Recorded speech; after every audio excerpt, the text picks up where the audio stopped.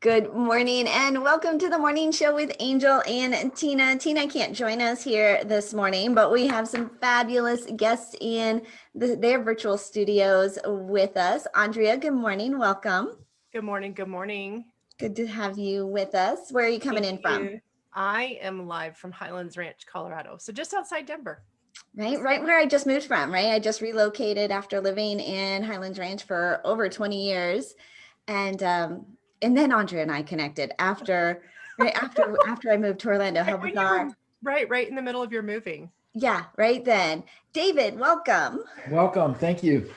And where are you joining us from? I'm near Phoenix, Arizona. Near Phoenix, Arizona. Well, we were admiring David's background, all of his dragons. Told him I just relocated to Orlando, and he's like, okay, so that's why the Mickey shirt. David, you've got a little history with Disney. Yes, I was actually working there before Epcot was built. And then I was participating in the Disneyana, and that's what I was showing you was the bronze Mickey from Bill Thomas Sorcerer Band. Or this is Apprentice Sorcerer from Fantasia. And then I also have the leader of the band, Bronze Toma. Yeah. So I love amazing. those. Yeah, this is one of 25 actually. That's all that were made. And the other one was only one of 75. So they're collector items, and I'm real super excited to have been fortunate to obtain them. Yeah, we just went to Epcot the other day.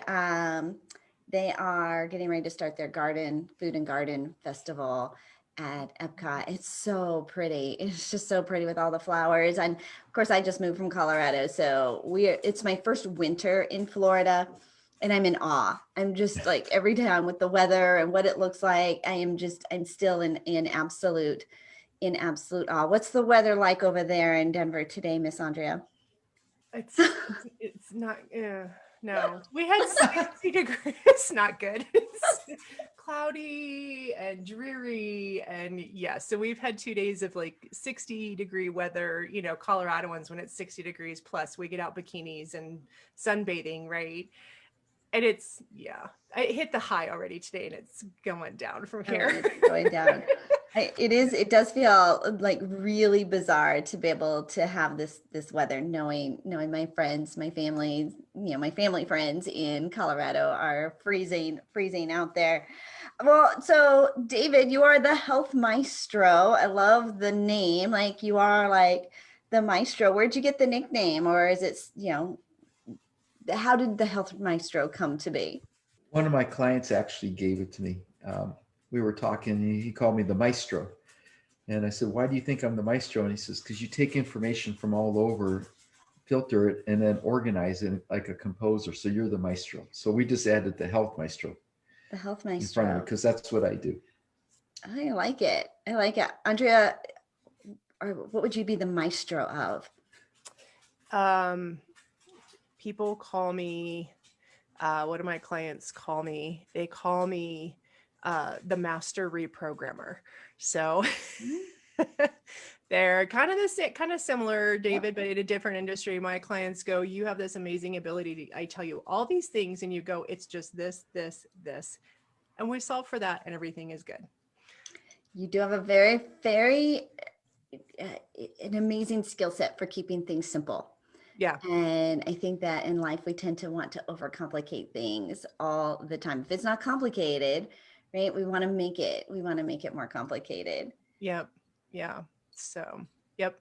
My former, so some of the people that used to work for me in the corporate world, they used to call me the simplifier. They literally used to call me the simplifier. They're like, we bring you this big problem or how we're going to address it. And you're like, okay, how about these 3 words to describe what you're doing? They're like, how do you do that? I'm like, I don't know. Just do. That's pretty impressive, Aundrea. Yeah. Have you always been like that? Like, were you like that as a kid? I think so. Yeah, life, and you said it, right? Life is super complicated already. Yeah. And I just have this filter that goes, okay, well, that's not important, and that's not important. Oh, if you just do these 3 things, then everything else is fine. Everything else will be fine.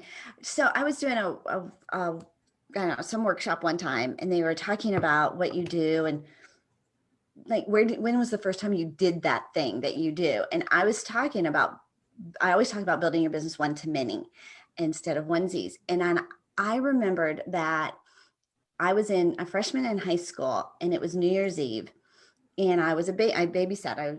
Babysat the neighbor kids, and I had to pick which family was I going to babysit for on New Year's Eve. It was a big money making night, right? Because they were gone all night, right? And it was later than usual or a longer night than usual. It was a holiday, so which family was I going to choose? And it was my first my recollection of really building my business one to many, because instead of picking one family, I babysat all the families. I had them all come, and we opened up our home, and I did the entire neighborhood for New Year's Eve. And it was like this trigger when we were talking about, I'm like, oh, I've always done one to many. I've always tried to figure out how can I serve even more. So it's like something I've always done from just even as a girl growing up, not even realizing, but I would put flyers up by the mailbox. I passed them out to all the people I normally babysat for. And, they got a better deal than if they were to hire me individually. But overall, I had all the families bring me their kids for That's New so Year's Eve. cool.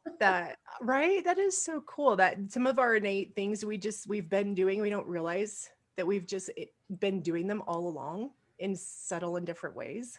Yeah. Right. Again, we didn't know. I didn't know I was going to grow up and be an entrepreneur, and that was a skill set or a business model that I was going to adapt. And I didn't even realize I had ever done that as a kid until we were doing some exercise, some workshop where it came back. Dave, have you always been like a maestro? Have you always been like you just bringing everybody in and orchestrating things? I don't know about always. I am a former divorce attorney, and okay, that's. I mean, and I got compliments from the judges when I presented cases in court as being succinct and to the points and organized. So I guess I've been that way where I'm like, Aundrea, I like to keep things simple instead of complicating them. And people said I had a way of making things easier for them. Okay, so David, you used to be a divorce attorney, and now you are the health maestro. What was bridge the gap for us? Well, in between, I was also a world-class expert at playing casino craps, and I've written 6 books on that. Yeah, I've been divorced. That's crazy. What happened was in July of 2016, my doctor told me, based on my lab results and being significantly overweight, I had a 95% chance for a heart attack. So he gave me 2 options. He says, you can lose weight or find a new doctor because you're not dying on my shift. That was wow. Yeah. So during the next 4 months, I shed over 50 pounds and I've kept it off. And then I was sorry. Whoa. You're just gonna fly over that. Right. 450 pounds? No, 50. Oh, geez. Okay. No, just 50. I'm like, that's like 6 people. No. I wasn't that big. I was fortunate. 25% of my total body weight. But even 50 pounds is an impressive weight loss to be able to keep it off, because right, most people bounce back. Like, I lost it, but I found it again, right? And I found extra when I came back, right? It's like you always find with just a little more. Exactly. And that's why I tell people you want to either shed weight, release weight, reduce weight, because what you lose, you tend to want to find. Yeah. Yeah. So that was the start of it. And like most people, when I was younger, I was fit and trim and athletic, and then life gets in the way. And before I knew it, the weight crept up on me, and there I was. And so I started going back and reading my books on fitness from the 70s with Paul and Patricia Bragg and Jack LaLanne and Richard Simmons and other people. And then I started reading current books and realized that the current stuff had a lot of misinformation and people were just promoting their products, and that the older books actually had more simpler ideas and correct information. So that got me thinking. So I wrote a book called Discover Your Thinner Self. And that was basically my weight loss journey and what people could do to improve their health. And then I got a little bit more ambitious and wrote this one, which is If Not Now, When? Create a Healthy Lifestyle in 90 Days. which got a lot of great reviews. And now I'm writing a third one actually. Uh, the working title is called Dieting Dark Side. Oh, And ooh. because diets are designed to fail. So if people who lose weight on a diet aren't able to keep it off, it's not their fault. It's the diet's fault. And if you think about it, diets are temporary, extreme, hard to stick with, and usually some of them are potentially harmful. Hmm. So that's where I come in giving information where people can reduce it in a healthy, sustainable manner. And that's the key, keeping it off. Well, I'm glad we found you. I know there's a lot of people, right? That COVID-19, we were talking even just yesterday on yesterday's show, how our lifestyle shifted so much in this last year. And for me, I kept saying, oh, I'll do it later, right? I think that's that big lie that we tell ourselves, and is that I can, and so your book, if not now, when, right? It's like, this is the time, and this is the day that we make a decision. Like, let's make quick and decisive, decisions, right? Exactly. People put off till Monday, after the holidays, after vacation, after my birthday, after the company picnic, after we go to dinner with our friends at our fancy restaurant. There's always an excuse. And that's what I tell people is if you put off until tomorrow, what you can do today, and tomorrow never comes, it means you're never going to do what you said you're going to. Yeah, you're speaking our language, right? Like, after the birthday, after the weekend, after this, after that, right? We'll get to it. And I think that's what the holidays, like after the holidays. All right, well, after we get settled. And I think in business too, Aundrea, we find a lot of times, even as entrepreneurs, there are certain things that we need to do to get our business up and running. And we tend to put other things in first, like after I put my website together, after I create this, after I do all that, then I will. And so I think this is kind of a fun theme for today, just unbeknownst to us, right? About Yeah. taking action now instead of, after, but Yeah. actually doing it today, right? Okay. So what's something that you've been putting off that you think you should start doing today? I'm going to just like put you both on the hot seat. Aundrea, how about you? So I'm a social media procrastinator. I am a chronic social media procrastinator. I get bored. I think I was listening to, I was kind of analyzing myself about this over the past couple days. I'm like, why? And I'm like, because I get bored with it. Right. And so, so that's one of the things that I will put off. So I'll be active for a while and I'll get kind of motivated and then I get bored. And I think part of it is, right, that, yeah, there's engagements and stuff, but it's kind of a lonely factor, I think. There's people out there and stuff, but it's a lonely factor. And so that's what I was kind of listening to. And I'm like, it's really not fun without other people. When was the last time you were around people, like people, Aundrea? Yeah. Right. That's a good question. So actually on Monday, I actually did go into an office building, like actually into an office, and there were only two other people, and that kind of stuff. So it's been limited. And a couple weeks ago, I did go get wine with girls for the first time. Did you? And yeah, it had been months. And yeah. so Oh, I haven't done anything like that. I am doing my very first speaking event in person here in Orlando on Saturday. It'll be a small event. And I was invited. I'm like, you know what? I don't even know if I remember how. Like, I don't even know. And so, Right. David, this is also something I don't even know if I have anything that would fit like in my wardrobe because I've been wearing yoga pants, right, for so long.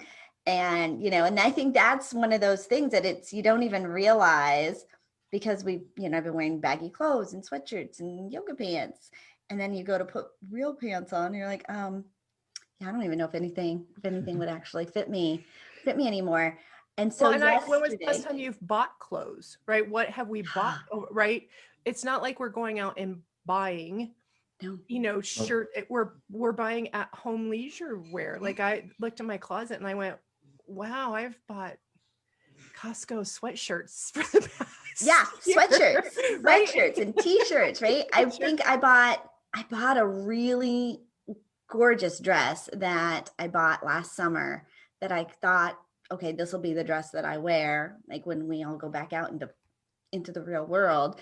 Right. And it was last summer or maybe May, something like that. Right. And I bought it online, but I haven't been shopping for, you're right, for clothes in so long. How about you, David? What's like a thing? Like, I know it's not weight loss, like you're super healthy, making good, healthy choices, but there's something else. Like, what's your, I've been putting off thing? I've been putting off making videos for 1 or 2 minutes with little tips. Everybody keeps asking me to record. And so I've been procrastinating on that. I'd rather do PowerPoints. Right. Pardon? I was going to say, do you have an iPhone? Let's go on Clubhouse. I was telling my husband this morning, I'm over videoed. I'm over videoed. And I think that's part of the thing on social media. And I don't know if you know, I just started Clubhousing a couple of weeks ago, and I like the audio, and I can talk to people without the visual pressure. I need to go get an iPhone. I actually have an Android, and Clubhouse isn't on there yet. I've been invited by several people. So they said, just go spend the money and get an iPhone. So I guess that's what I'll be doing in the next couple of days. So I guess I've been putting that off. Yeah.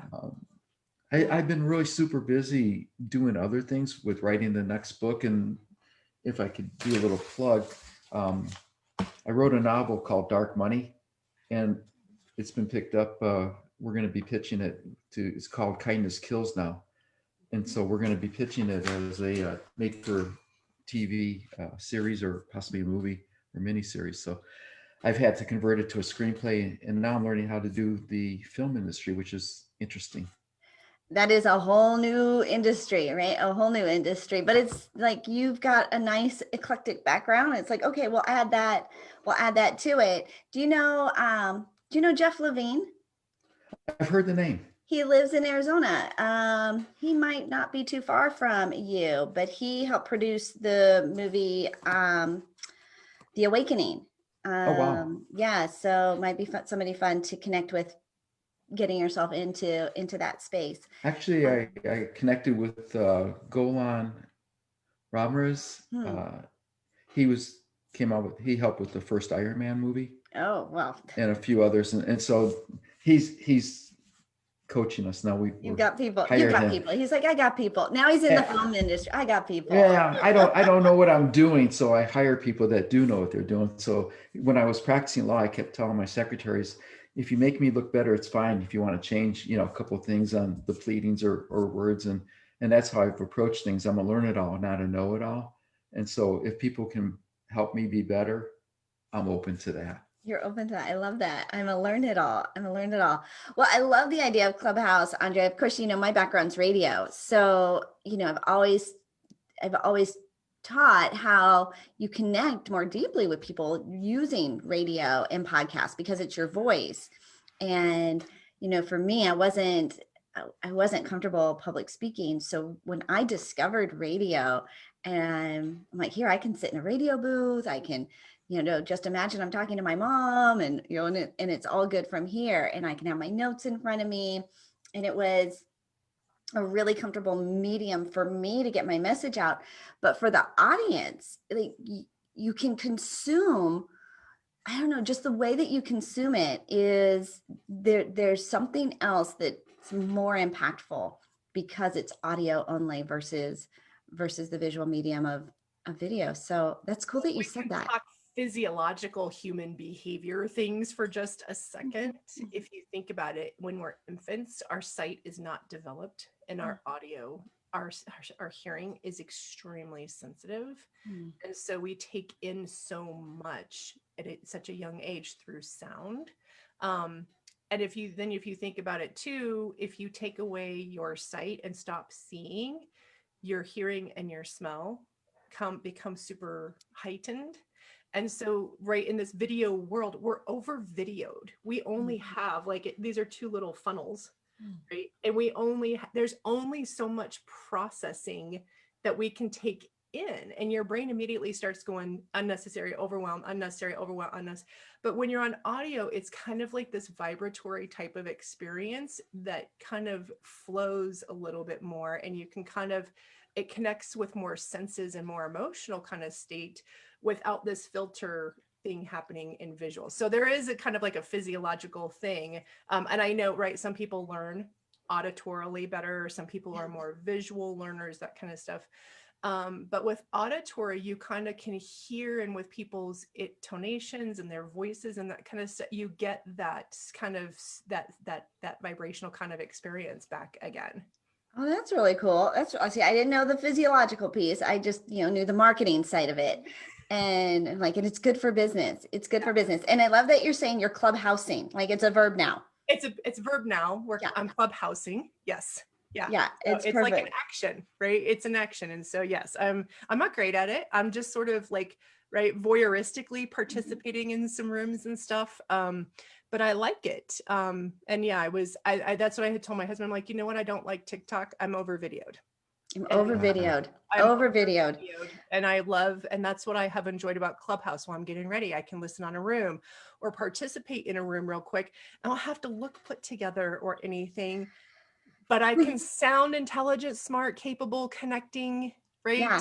The pressure to be camera ready, right? The background, for gals, right? Hair and makeup, but and to be in front, like you have to be stationary, really. Like I have to be here, I have to be in front of my camera. Whereas the audio, I can be on a walk, I can be in my kitchen, I can be in my bathroom getting ready, right? Like you do have a whole lot more flexibility with that as well. Yeah. Well, let's get to know you two, but just a little bit more professionally. Aundrea, give a little background. Give us a little, introduce yourself, a little background as to who you are and what you are known for in the marketplace. Sure. So interestingly, I'll let people know that I was the most reluctant entrepreneur. I never had ambition to be an entrepreneur. I don't know that there are that many of us out there. So when I found myself in that space, it was not, I didn't come easily. I kind of came kicking and screaming. So I'm not gonna lie. And so, that's funny. I knew you were like a little bit, but I didn't know it was like that. Oh, it was that really, much. so I was in corporate world. I was happily blind and asleep doing my thing in the corporate world. But for me, getting into the corporate world and creating the success that I did was a big deal for me. And so for me, that was like creating a life dream come true. And so really what happened to me is corporate life closed down. The company, one of the last companies that I worked for decided to dissolve and close. And so I spent a year closing down a company and laying off teams. It was like the longest goodbye ever. Which was really, and it was a very big internal struggle for me that I could not see myself interviewing and doing that again. And I went, oh crap. Now and everybody's like, you have so much to teach and etc. So I was like, okay, I'm going to go do this thing. Right. And so it was interesting because while I was in my last year of corporate life, I called it my year of yes. And just things that came through, I said yes to.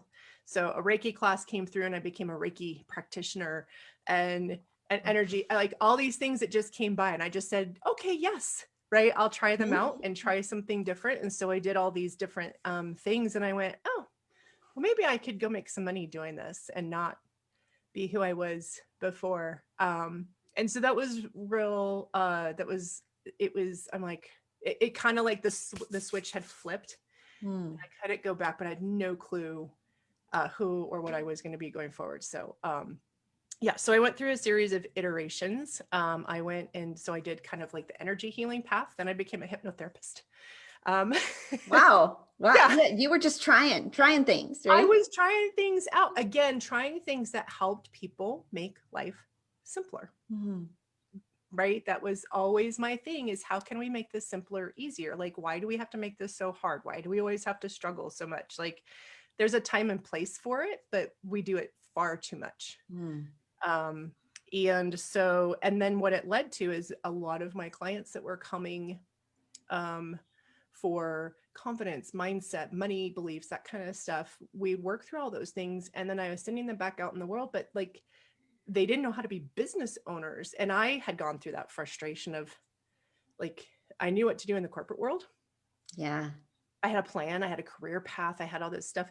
And out in the entrepreneurial world, it was do this, do this, do this, do this, do this. There was no, hey, let's break it down. And if you just do these things over and over and over again, which are the things that I found that I was doing every time I kind of switched up my specialty. And then I'd get clients and stuff. And then I'd had to go, okay, do I want to do this long-term, or is this something that I'm glad I tried and learned? And what's next? So I felt really bad for my clients. And I noticed a lot more people coming to me going, Aundrea, how are you getting clients? How are you, you've got the pieces figured out. What are you doing? And I looked back and I went, how come nobody told me these things when I left and just said, hey, just focus on these things. Just do this. Just do this. Yes. Things and shut everything else out, no matter what anybody says, and keep doing them over and over till you find your sweet spot. And I went, you know what? I'm going to do that for people, especially the former corporates, because what I found is and that's at the time, and I don't know, maybe there are, but at the time I found that there were a lot of experts in entrepreneurship, but not a lot of experts for people making that leap from corporate to entrepreneurship. And Is that background noise? Is that background from you? That's not me. I think that's mine. I'll close my door. Okay. And there was a lot of people that had come into entrepreneurship in their way, in a different way. And not a lot of people that focused on that jump from the corporate life to entrepreneurship. Because A, it's typically second, third, or fourth career, right? And B, the time. We don't have 20, 30 years to get it right and figure it out. No. Because we're already flying Boeing 747s with passengers on board, and we cannot let that crash, right? And so there is a lifestyle balance that we can't drop because other people are depending on us, right? We have families or kids or homes or things like that. And so we think we're going to go make this leap to this one. And we don't realize we're making this massive, we're like, I can see it over there. And you don't realize that, you end up going there and there, and you're like, wait, it's right over here. Yeah. So that was my frustration. I want to, again, how can we streamline and simplify the plan so that we have the mental and emotional capacity and energy to do the hard work to get through it? Yeah. David, do you remember jumping from corporate to being an entrepreneur and going through all of this? Oh yes, very well. It was quite a journey because they don't teach you this stuff in school. Even with practicing law, as a law student, they don't teach you how to practice law, and it's completely different than what you learn in law school. So it is a challenge. How do you get new clients? How do you keep the books? File your tax returns. What entity should you do? Should you do, an LLC, an S corp, a C corp, or just be a solo, an entrepreneur? So yeah, there's a lot of questions, and you have to figure it out.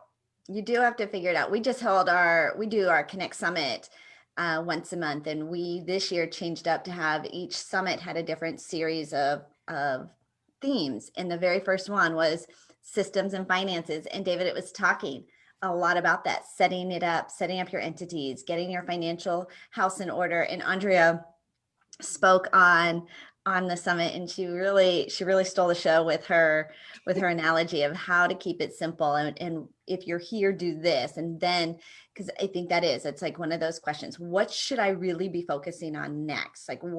Because everybody is coming at me. I remember going to a networking event one time early on. I started networking. This is way back when you could be in person.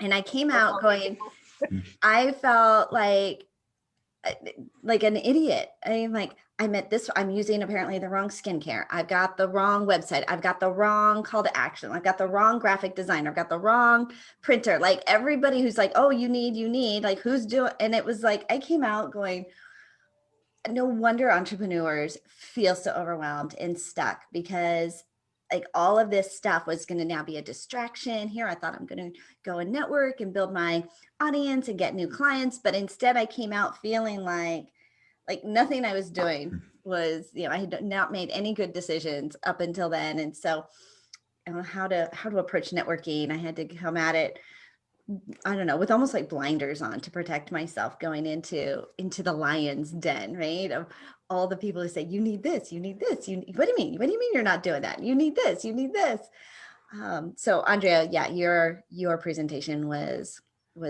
So valuable, so valuable. David, give us a little background about how, your story. And I know you did tell us how you became the maestro, but give us a little bit. Well, actually, you already did. Yeah. I'm like, okay, so now we'll go next, right? The exciting projects, like you have some exciting things that you're working on right now and ways that people can work with you. Talk about that. Yes, I actually have a, simple weight loss program where you don't have to buy any special meals or weight loss products or supplements, and you don't have to count calories, or you don't even have to exercise. It's little things that we can do that, as Darren Hardy says, compounds over time. And the biggest thing is people are impatient.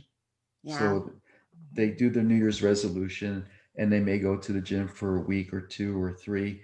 And actually that's a myth to lose weight, is to exercise more. People actually tend to gain weight because they underestimate how many calories they burn and overestimate how many calories they underestimate how many calories they're consuming and overestimate how many calories they burn. And the other thing is muscle and fat weigh the same. However, muscle takes up less room than the fat. So when people use a scale to judge how they're doing, the scale won't move sometimes and they get frustrated. They may go 2 or 3 weeks and they're like, I'm doing everything. How come the scale hasn't budged? However, if you look at your clothes and how your clothes are fitting, that's a better indicator.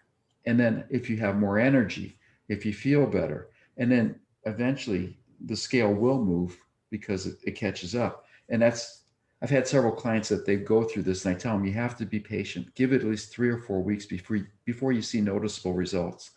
The problem today is people see the commercials where drop 20 pounds guaranteed the first month. Well, that's unrealistic, nor is it sustainable. If you think of it this way, would you like to weigh 20, 30, 40 pounds lighter by this time next year? So if you lose 2, 3, 4 pounds a month, I think everybody could do that. Well, that's how you weigh, 20, 30, 40 pounds lighter within a year, just being consistent. And it's just little changes that people can do to their diets. You both are like so like realistic. I think you guys, you talk about like, it's not about the fanfare and, get in and fast and instant results, just add water, right? You both come at it from a very realistic, methodical approach, right? Like step by step, like if you're here, do this, little things that you need to be focused on. And this is exactly what you need to be focused on doing today. And even though we're talking about, your business success versus your health and wellness, you both are like, let's be practical here. We're in it for the long run.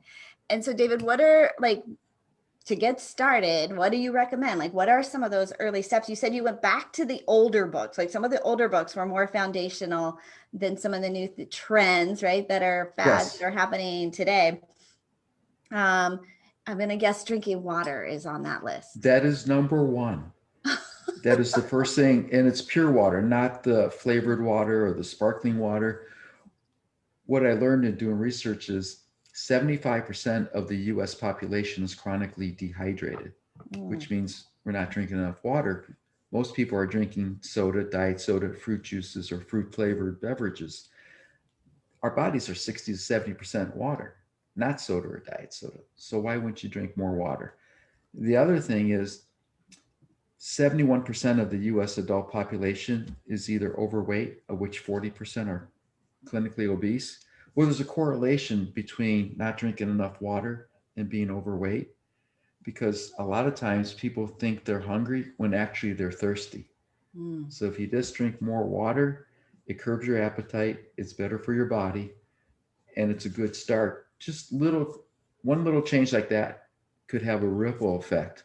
I had started at the beginning of the year. I don't know if you were around, Aundrea, when I had said this, but in between, like, how was I going to add more water? So I would tell myself, if I was going to have another cup of coffee or whatever, like I would drink a glass of water in between to encourage that I would. And I used to keep my water. I don't know. It's like if the water's in front of me, I'll remember to drink it. But when I forget, I forget. And so it's creating those little habits, right? Those little habits that you can keep up with. But I realized this week I had gotten away from adding more water into my diet. Aundrea, do you drink a lot of water? I do at my desk. Like Smart girl. 4 of these a day, probably still not enough, but kind of that's my same thing. And David, I love your approach and the way that you come at it. I mean, I completely believe in that methodology and the way, but yeah, I kind of the same thing. I always kind of think of it as, okay, we're plants, right? We're kind of like, you wouldn't starve your plant of water. You won't give your plant Diet Coke, right? So, Or your pets. or your pets. And so I'm like, yeah, I gotta have water. And so, yeah. What about David? I have a question though. We get tired of drinking water because it's boring, right? Right. So what about like adding lemon or a lime? I mean, if we add that kind of like, sometimes we just want flavor. Oh yeah, like the infusions. Like, can we do our self infusions, like with cucumber and stuff like that? Absolutely. That's what I recommend to people is add some fresh cucumber or lemon or lime or watermelon or berries. When you go to resorts on vacation, normally there's a big glass container full of ice water with all the fruits and berries in there. So it's a special treat. Why wouldn't you do that for yourself at home? It's very simple and easy to do. Plus you get a lot of extra nutrients that way. Yeah. Okay. So that's good, right? Yeah. Water, infuse it yourself. Oh, go ahead. Yeah, just real quick. Everybody asks, how much water should I drink? The rule of thumb is minimum 64 ounces. However, it should be 1/2 of your total body weight. So for example, if you're 200 so I was gonna ask you, like, that went around for a while. I'm like, I don't know who said that. You know how like eggs are good, eggs are bad, butter is good, butter is bad, drink a lot of water, too much water, like what is and it all varies on who you listen to, like okay, so you give us the formula, David. Yeah, it's just either 64 ounces minimum or 1/2 of your total body weight. So if you're 200 pounds, drink 100 ounces of water. If you're 150 pounds, 75 ounces of water. However, just minimum 64 ounces and you'll be fine. I had somebody yesterday, she called it a chug jug. And I think it was like a gallon of water that she, carried with her, right? It was her chug jug. And I don't know, I like going and refilling my water. I feel like that's my exercise. Like I gotta get up, walk down the stairs and get out of my office. Yeah, I have to walk. I have to go get the refill. And then, of course, you're drinking that much water. You find yourself going to the restroom more often. So there you're getting up and getting a little bit of movement. And then if you follow Connie Ponturo, do some lunges or some extra movement on your way, right? And get some movement in your day and just move a little bit more. Okay, so Aundrea. Yes. All right. So David gave us here's our baby step, right? That we can start doing little things that we can do today. Somebody is in that corporate space and they're making that leap into entrepreneurism, right? They're just starting out. Maybe they have an idea or maybe they've actually said, I'm going to start my own business. What are some of those early things that we really need to be building? Do we start with our website? No, you don't even need a website. That's the last thing you need. Because what you need to put on the website is who you are, what you do, and how you serve them. And most of the time we haven't figured that out yet, right? So I tell people, and I don't care if you come to me 2 years in business, 5 years in business, I'm going to go back to the basics and look at the same 3 things. You need one niche with one service that solves a problem for them. You need one niche, one service. I'm right. I'm taking notes. Okay. One niche that you have one service that solves one problem for them that is in demand, that people want to have solved. So a lot of times we create products or services that, right, we want people to want, right? This will make life so much better for people, but they don't want it. They might need it, right? So David, we might need to lose weight, but do I want to lose weight? Right. So, because people will buy what they want before they buy what they need. Right. So it's kind of that, what do I want to do? And what do people want to buy? You got to kind of make that market match. So you need one niche, one service, and test it. And you don't even need a website to do that. You have a computer, you have a phone, you have human connection, right? Very simple. You need to be able to have a sales conversation, which is a process. Sales is a process. We think sales is a verb that you do one time, Mhm. right? It's a process. And when you have a sales process, it puts the conversation on the client about whether it's a match or not and takes the pressure off of you. Mhm. Right? We're rejection proof at that point. Because if somebody says no, it's not about us, it's about where they are and whether they're ready for that service or not. Right? You've hit on, I think, on a lot of little nerves, right? We think it's just a one-time thing, right? And we do take it, you do take it personally. Who was the football coach who at the beginning of every football season, he would pull his team together, and these were professional athletes, and he would say, "Gentlemen, this is a football." Right? And he would go back to the basics. It didn't matter how long they had been playing, right? Back to the basics. And there was like one, they, teach them how to tie their shoelaces, right? Like this is like, let's go back. And even when I'm on my coaching calls with my clients, they're like, Angel, I'm not. I'm like, well, let's look at the system, right? Like where are you at? And here's the breakdown right here. Yep. And we want to make it more complicated. Yep. We want to follow the trends, like what's the new shiny thing, right? What should I be doing?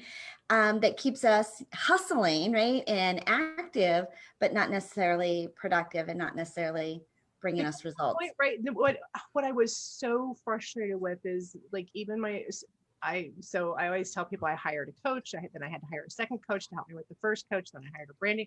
Like I had 3 coaches in my first 6 months of business, and I made $250. Right. And so, who made more money in that 6 months? Yeah. All the coaches. And not that the coaches were bad or wrong, but no one ever did and said, "What have you done? What do you know? Where are you? Okay, great. Let's only do these things." Right? Nobody took a look at the big picture. Oh, you can do this, and oh, you can do that, and right, being a high performer and winning the big. I was like, oh, okay, I can do that. And then I got in, I'm like, I'm not doing it, and it's not working. So right, then we go, there's something wrong with me. So you need a service, right? Niche service, right? You need to deliver a service that your niche wants. You need a sales conversation, and then you need to understand how to do marketing to find the people, to connect the people, right? Attract the people, because they're out there, they exist, right? It's not a hunting action, it's a attraction action, right?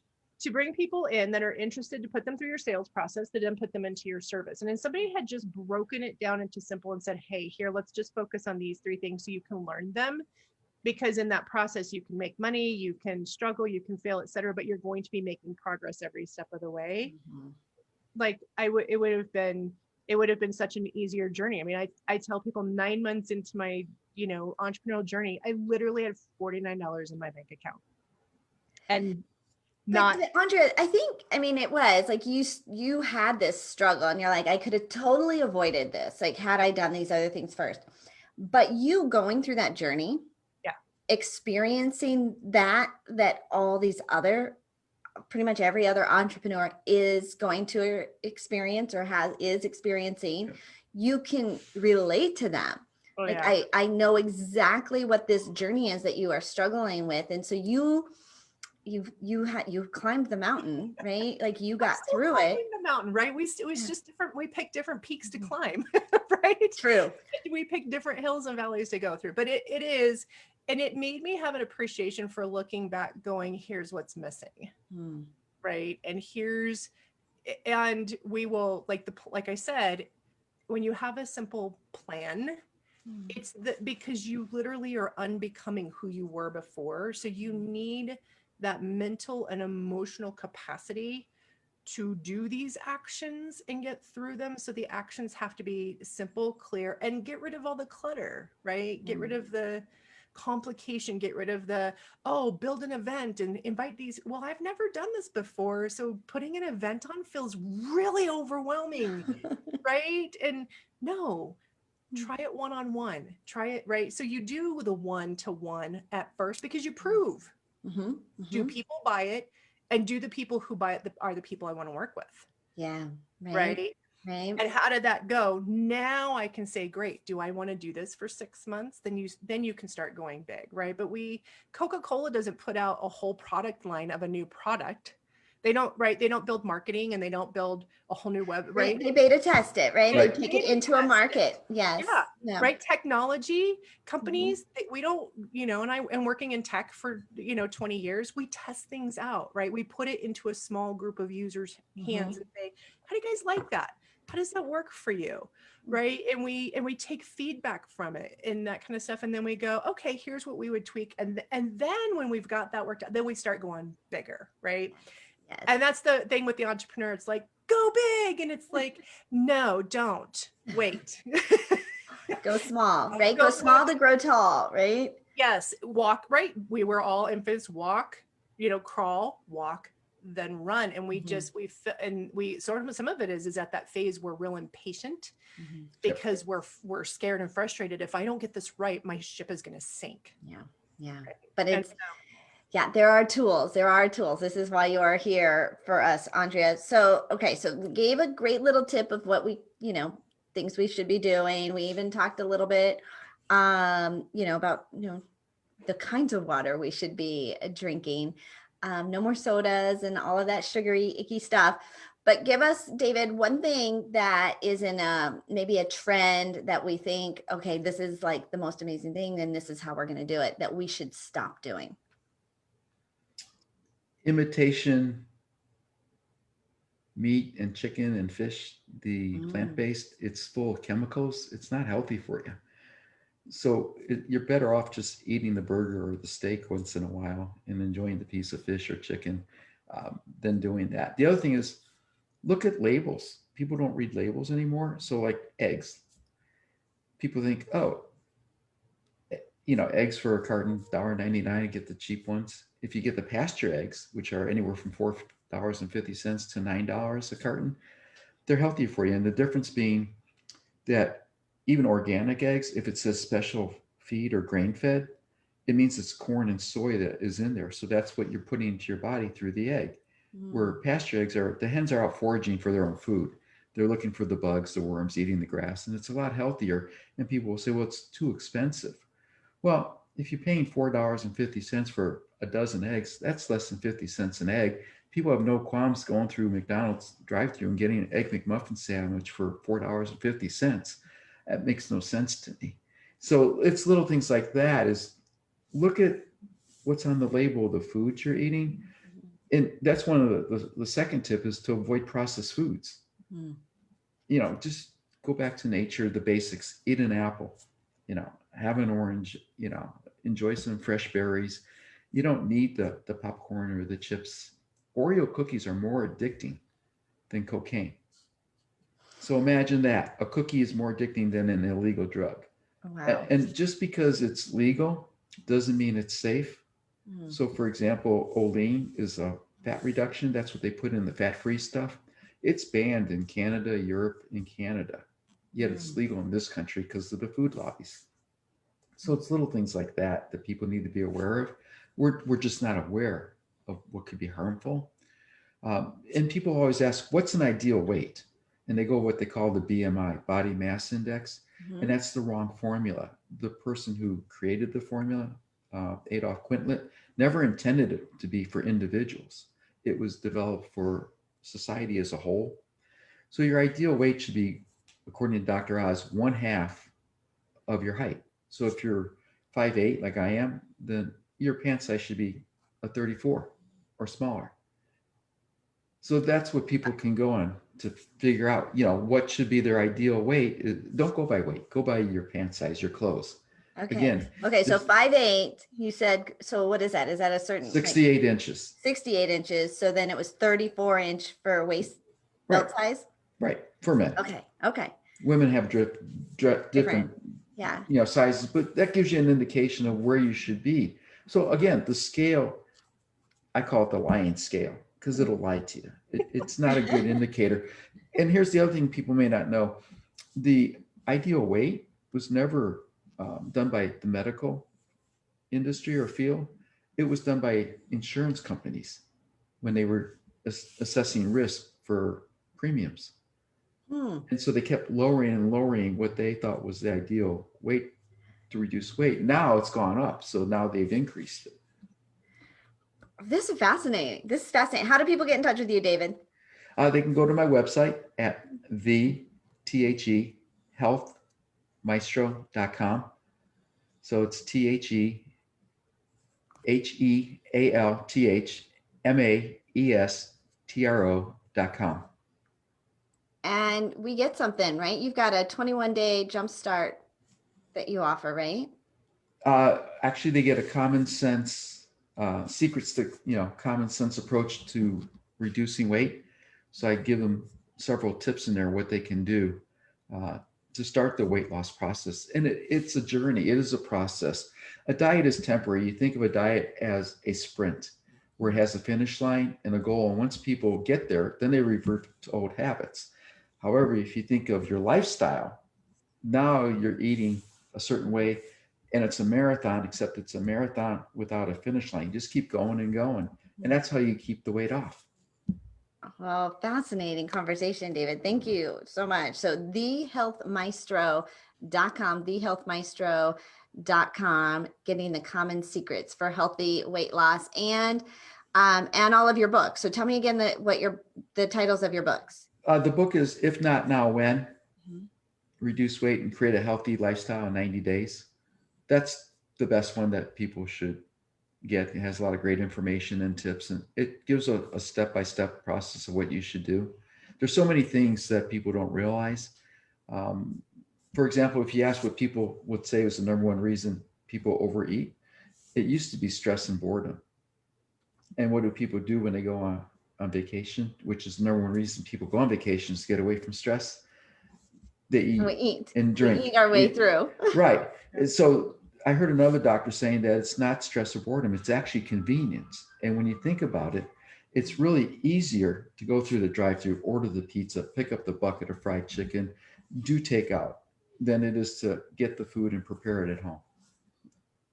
So out of convenience, right? But when you get into a habit, right? When you've got the ingredients and you've got a routine down and you're starting, and when you see results, I think results are what we're looking for. And when you start to see the results of the new changes, you tend to stick with them because it's working. Exactly. You have to give it time. You have to be patient. That's what Aundrea was saying. You have to be patient. It's not going to happen overnight. And that's where people will stop or quit. They just don't break through. And there was a quote by Sandra Yancey, which I love. She said, how do you know the miracle is not going to happen 5 minutes before you stop? Oh, yeah. So powerful stuff. It is powerful stuff. Yeah. The only way to fail is to quit, right? To not continue through. All right, Aundrea, how do we get in touch with you? So really simple. You can get my Simplify Your Business Success. If you just text Simplify 2021, so all one word, Simplify 2021 to 26786.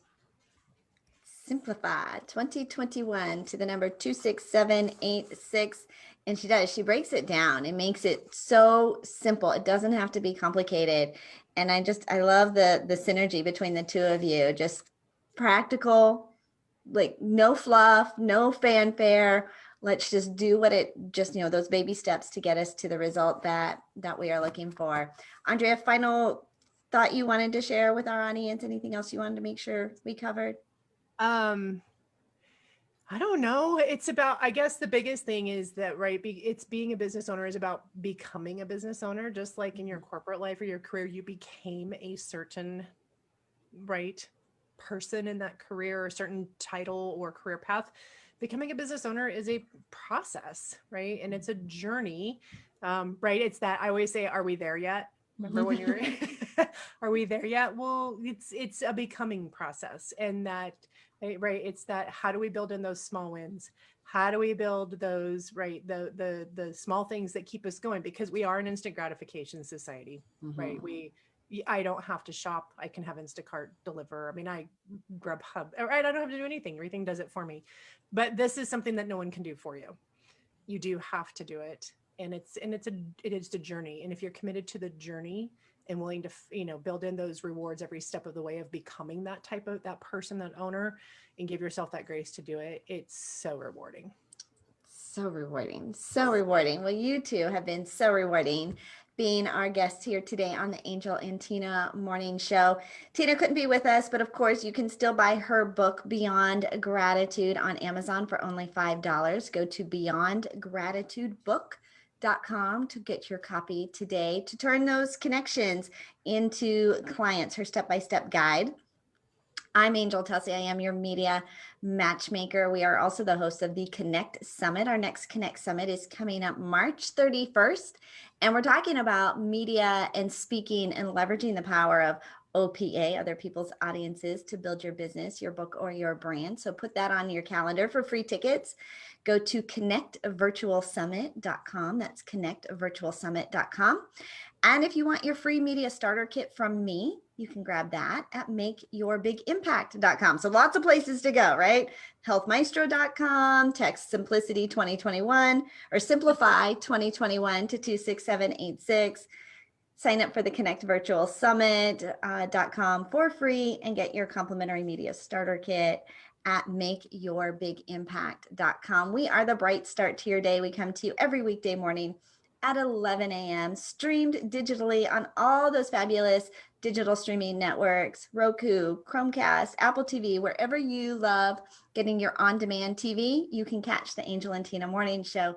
Thanks to our award-winning producer, the Aundrea TV network. Thanks so much for hanging out with us. We'll see you guys next time. Bye-bye. Bye. Bye-bye.